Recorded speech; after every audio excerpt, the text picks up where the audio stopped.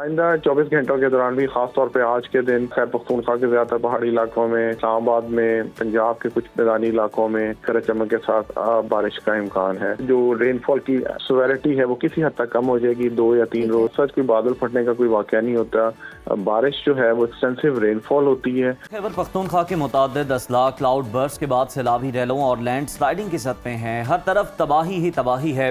सैलाब ने कई शहरों को उजाड़ दिया। पेशावर, मर्दान, सवात, डियाई खान, मालाखंड, खैबर, लोअरदीर, कोहाट, हरीपुर।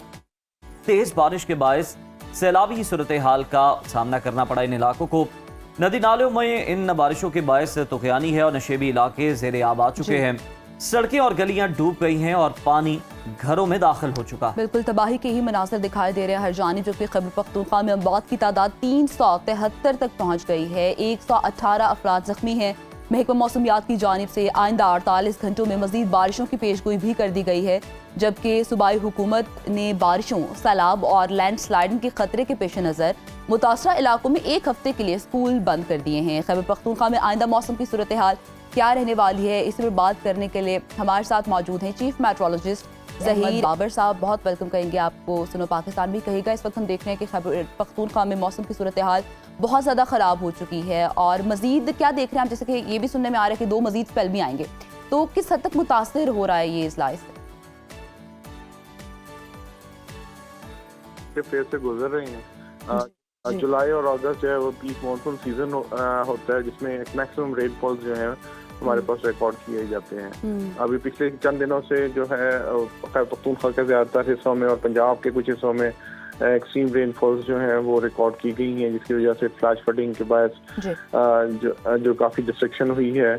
और आइंदा 24 घंटों के दौरान भी खासतौर पे आज के दिन खैबर पख्तूनख्वा के ज़्यादातर पहाड़ी इलाकों में, इस्लामाबाद में, पंजाब के कुछ मैदानी इलाकों में जो है मजीद गरज चमक के साथ बारिश का इम्कान है। बाज़ मुकामात पर मूसलाधार बारिश की भी तवक्को है, लेकिन कल से जो है जो रेनफॉल की इंटेंसिटी है, सिवियरिटी है, वो किसी हद तक कम हो जाएगी। 2 या 3 रोज जो है वो उसकी सिवियरिटी कम रहेगी और उसके बाद फिर जो है मानसून जो है वो at the end of the August जो है वो फिर रिवाइव करेगा। तो ओवरऑल मिड सितंबर तक जो है ये मानसून के स्पेल्स जो है वो ये जारी रहते हैं। मिड सितंबर के बाद फिर आहिस्ता आहिस्ता मानसून विंड्स जो है वो रिट्रीव करना शुरू करती हैं और इनकी इंटेंसिटी जो है वो कम होना शुरू हो जाती है। ज़हीर से बिल्कुल ठीक है। ज़रा ये भी बताइएगा कि सर खैबर पख्तूनख्वा और जो दूसरे इलाके हैं, क्या खुदा न खास्ता वहाँ पर कोई क्लाउड बर्स्ट के हवाले से इस तरह के साइंस या सिग्नल्स मिल रहे हैं? देखिए, हम बार बार इस चीज़ का यादा कर चुके हैं कि रेनफॉल इंटेंसिटी जो है वो मानसून सीजन के अंदर काफ़ी जो है वेरिंग होती है जी। और ख़ास तौर पे आइसोलेटेड प्लेसेस पे, माउंटेनियस एरिया, सब माउंटेनियस एरियाज में हैवी डाउनपोर जो है वो एक्सपेक्टेड होते हैं। क्लाउड बर्स्ट एक मेटोडिकल टर्म है जो कि बिल्कुल ठीक कह रहे हैं, लेकिन थोड़ा सा एक मसला भी होता है जो देखने वाला है ना, उनकी अवेयरनेस के लिए बहुत ज़्यादा ज़रूरी होता है कि हम जिस हद तक हो सके उनको अगेन बता सके।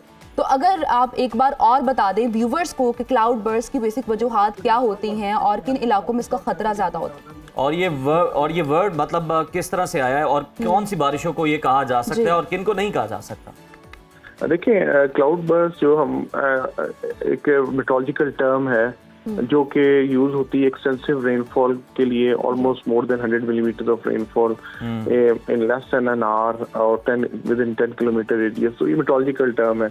आजकल जो हम यूज कर रहे हैं वो एज एन एडजेक्टिव यूज कर रहे हैं फॉर हैवी और स्वेयर रेनफॉल के लिए।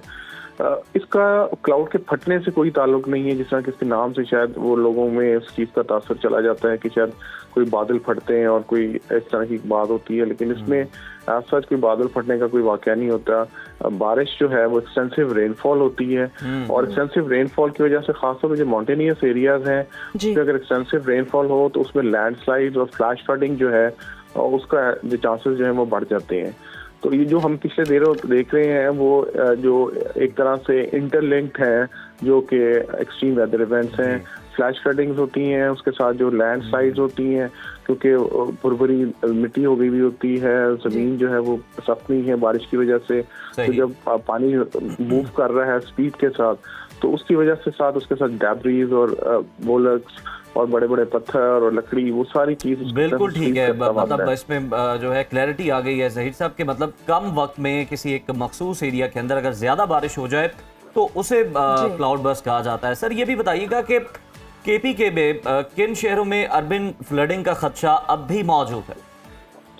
देखिए ओवरऑल अगर देखा जाए तो जो भी हमारे सिटी सेंटर्स हैं, आज का दिन है और उसके बाद मैंने कहा कि सिवियरिटी किसी हद तक जो है वो कम हो जाएगी। पेशावर है, मरदान है, नौशहरा, इन एरियाज में जो मेन सिटी सेंटर्स हैं, इस तरह पंजाब के में सिटी सेंटर्स हैं, मुल्तान है, लाहौर है, सियालकोट है, गुजरांवाला है, फैसलाबाद है, क्योंकि इन एरियाज में मानसून सीजन का ये एक ना, क्योंकि पॉजिटिव चीज़ है भी मानसून सीजन की, आपके पास वाटर अवेलेबिलिटी बेहतर हो जाती है, सब सरफेस वाटर जो है वो रिचार्ज हो जाता है, डैम्स भर जाते हैं। लेकिन इसके साथ साथ कुछ जो है नेगेटिव इम्पैक्ट्स भी एसोसिएटेड है, जिस पर अर्बन फ्लडिंग है। खास तौर पे कुछ अर्से से हम देख रहे हैं कि जो हमारे बड़े जो मेट्रोपॉलिटन सिटीज़ हैं, बिग सिटी सेंटर्स हैं, उनके अंदर अगर शॉर्ट टाइम एक्सटेंसिव रेनफॉल हो जाए तो पानी इनंडेट कर जाता है, अर्बन फ्लडिंग हो जाती है। जब तक मानसून सीजन है तक हम उज़ैर देख रहे हैं कि अभी ये वाला स्पेल जो है मानसून का, उसके खतरात मौजूद रहेंगे। केपीके में ज़हीर अहमद बाबर साहब मौजूद थे, बहुत शुक्रिया आपके वक्त का। और मेरे ख्याल में सवाल का भी थोड़ा रुख कर लेते हैं। आहिस्ता जो है ये सिलसिला टूटना शुरू हो जाएगा।